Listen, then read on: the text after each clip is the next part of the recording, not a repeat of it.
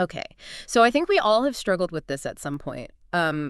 Small talk, right? Oh, yeah. Like whether it's, we have that networking event coming up and you're just like, how am I going to survive this thing? Or even if it's just like, The elevator. yeah, or you're stuck in the elevator with somebody and you're like, oh gosh, gotta make small talk. Exactly. So we're going to kind of unpack all that. Yeah, let's do it. We're going to unpack the science and strategy of becoming a small talk ninja. You ready? Let's do it.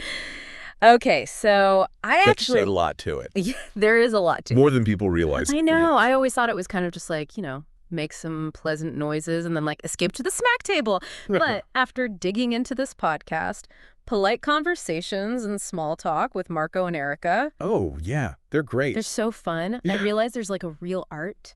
And a science. Yeah. There's actually a ton of psychology behind why small talk works or doesn't. Right. But Marco and Erica keep it super approachable. Yeah, they do. I appreciate that. They do. And they make this really good point that it's not just about filling those awkward silences. Right. It's like the foundation of Anaway connection. Yeah, you're totally right. You think about it. Yeah. Like you're at a party, that first little chat with somebody, or if you're at work and you bump into someone in the hallway. Totally. Even just like ordering your latte. Yeah.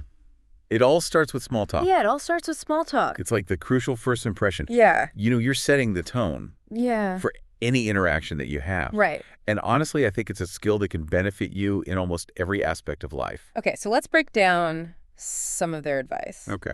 Starting with like, how do we even initiate a conversation? Yeah. Like besides just standing there awkwardly. Right, which we've all done. Yeah, exactly. Hoping someone will come rescue us. Yes. But Marco and Erica had this really great tip, which was start by making an observation about your shared environment. Like something simple, relatable, and non-threatening.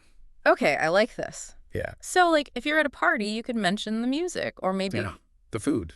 The food. Yeah, there's like a big spread. Yeah, like who made this dip? This is amazing. Yeah. What about if you're like at the office? Oh, at the office? You could say something like, did you catch that crazy sunset last night? Or, wow, the coffee machine is really working overtime today. Oh, yeah. You're basically just creating an easy entry point for the other person to jump in. I got it. So keep it light, keep it observational. But wouldn't your tone and body language also play a role in this? Huge role. Okay. Think about it. Would you rather talk to somebody who's smiling and making eye contact with you, or somebody who's like got their arms crossed, Right. and a grimace on their face? Yeah. I mean, even before you say a word, you're sending signals. Right. Okay, so you want to project this vibe like, I'm approachable and I'm at least slightly interesting. Exactly. Open posture, a friendly tone. Yeah. Maybe even like a little head tilt. Yeah. Shows you're listening. It's all about making the other person feel comfortable. Which actually makes me think of another point that Marco and Erica emphasize a lot, which is being polite. Oh, that's huge. Yeah. Like, it seems obvious, but you'd be surprised how often people just forget the basics. I know. Yeah. Like using please and thank you and excuse me and, smiling, making eye contact. It's amazing how far a please and thank you can go. Yeah, it does. It just instantly elevates the tone. But it's not just about being polite to be nice. There's actually some science behind this. Oh, absolutely. There's tons of research. Yeah. Studies have shown that politeness triggers all these like positive responses in the brain. It signals respect. It increases trust. Right. And it makes people more likely to want to cooperate with you. Wow. It's like a social lubricant. Okay, so those magic words aren't just good manners. They're actually like rewiring our brains for better interactions. That's a great way to put it. Okay, I'm sold on the power of politeness, but what about after you've broken the ice? Yeah. How do you keep the conversation going? So one thing that Marco and Erica talked about that I found really insightful was the importance of thoughtful responses. Okay. So they use the classic "how are you" example.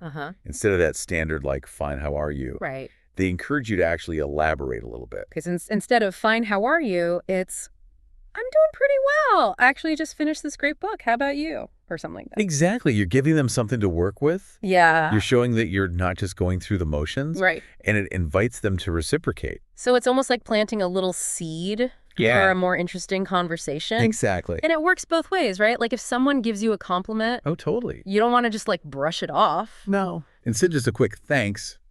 Elaborate a little bit. Okay. So say somebody compliments your shoes. Okay. You could mention where you got them or maybe ask if they've seen anything similar. Right. So you're taking this very simple exchange and using it as a springboard Totally. for something Yeah. more interesting, more engaging. Yeah, it's brilliant. It is brilliant when you think about it, but do Marco and Erica have any, like, real-life examples of how this actually plays out?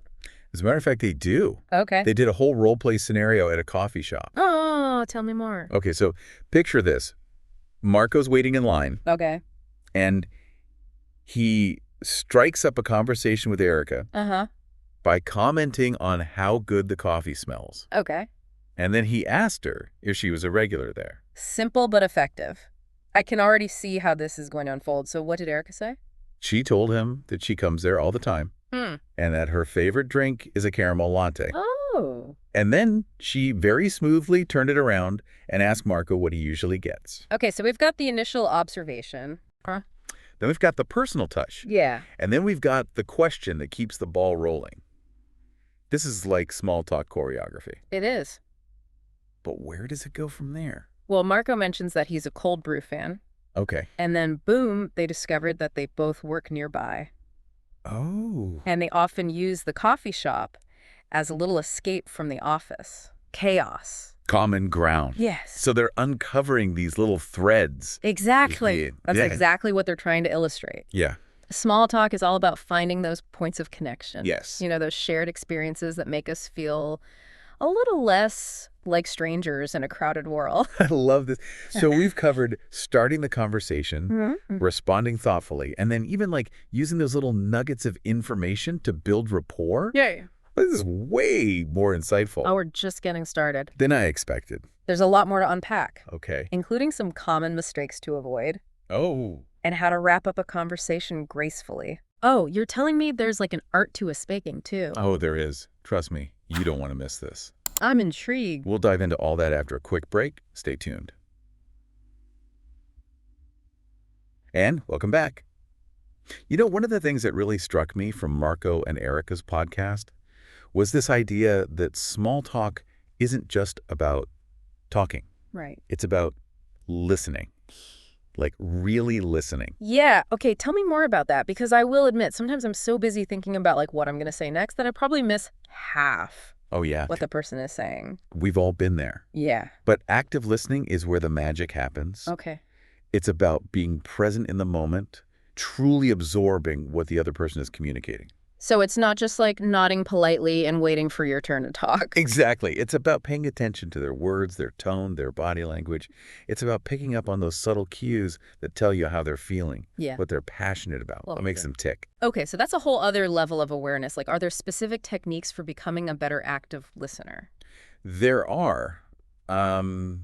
Some people find mirroring techniques helpful, Oh. where you subtly reflect the other person's body language or tone of voice. Okay. It creates a sense of rapport and shows that you're on the same wavelength. Oh, so it's like you're kind of creating this subconscious connection through this subtle mirroring. Yeah. Almost like a dance. That's a great way to put it. And sometimes the most powerful thing you can do is simply validate the other person's feelings.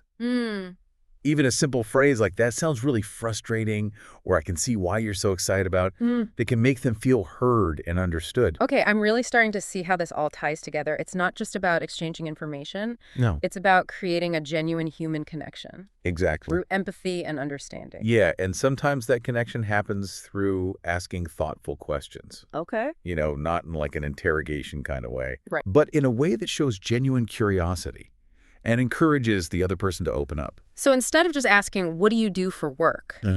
It's what's the most rewarding part of your job? Or what inspired you to choose that career path? Exactly. Yeah. You're inviting them to share something deeper, Yeah. something more personal. And you might be surprised by the fascinating stories Right. people have to tell if you just give them the space to share them. This is making me realize how often I've probably missed opportunities to have those deeper conversations because I was too focused on keeping things light and superficial. Well, there's a time and place for both, of course. Right. But what's interesting is that sometimes even the most casual small talk can lead to those unexpected moments of connection. Yeah. You know, like when you're chatting with someone in line at the grocery store and you discover you both have a passion for gardening. Or you're making small talk with a colleague and realize You share a favorite author. It's like those little points of commonality that spark a real conversation. Like, you're uncovering these hidden treasures in these everyday interactions. Exactly. And one of the things that Marco and Erica talked about that I found really refreshing is that it's okay to have moments of silence in a conversation.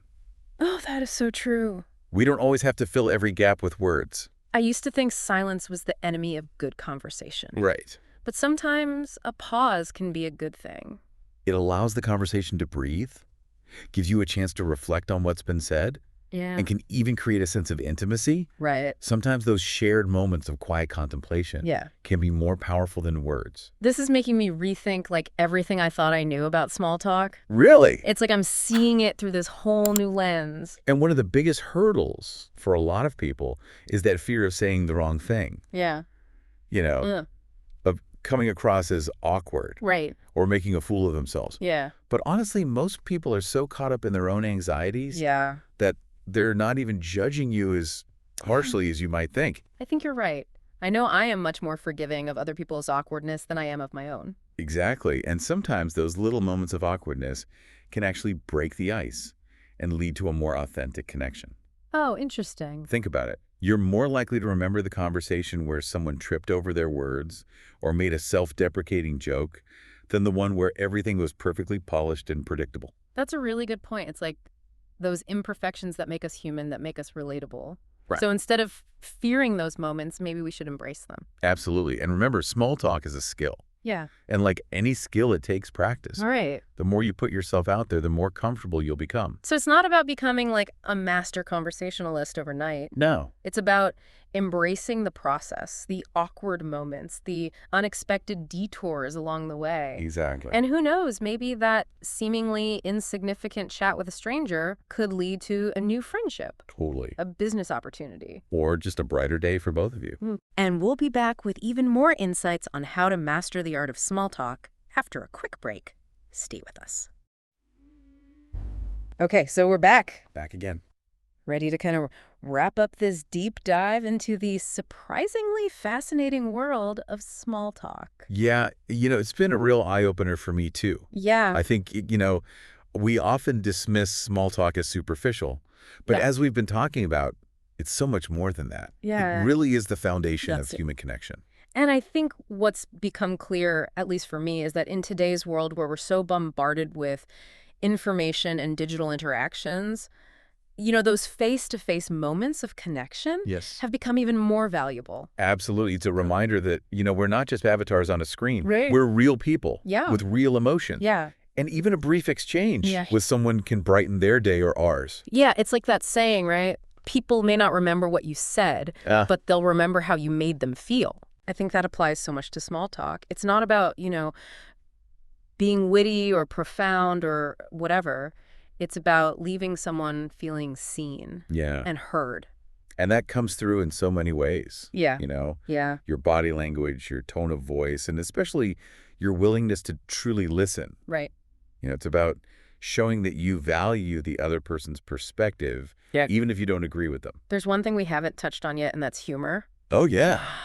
I know, like a well-placed joke. Totally. Or, witty observation can definitely lighten the mood and make a conversation more enjoyable. Absolutely. Humor is a great tool, but it's important to use it judiciously. Yeah. And make sure it's appropriate for the situation and the audience. You never want to make someone feel uncomfortable or ridiculed, right? Exactly. It's about using humor to connect, not to divide. And sometimes the funniest moments come from those unscripted, spontaneous interactions. Like you share a laugh with someone over a silly mishap or some absurd observation, and it creates this bond that's stronger than any rehearsed joke could ever be. It really is. And it's about embracing those moments of spontaneity, allowing yourself to be vulnerable and not taking yourself too seriously. So true. And, the beauty of small talk is that it's a skill you can practice anywhere with anyone. Yeah, not just with strangers. No. But also with the people you already know, those everyday conversations with family and friends and colleagues. Yeah. All opportunities to strengthen those bonds and make those relationships even richer. Absolutely. And as we wrap up this deep dive, I want to leave you with this thought. Small talk isn't just about making conversation. It's about making a connection. It's about recognizing the humanity in everyone we encounter, Yeah. no matter how brief the interaction may be. So as you go about your day, I encourage you to embrace those small moments, those Yeah. seemingly insignificant exchanges that make up, the fabric of our social lives. Strike up a conversation with someone new, offer a genuine compliment. Ask a thoughtful question. You never know what kind of ripple effect you might create. Because sometimes those smallest of gestures can have the biggest impact. Yeah. And that's the beauty of small talk. That's the beauty of it. It's a reminder that we're all in this together, connected by those invisible threads Yeah. of shared experience and human connection. Well said. And on that note, we'll leave you to ponder the power of those seemingly small but oh so meaningful interactions. Until next time, happy chatting.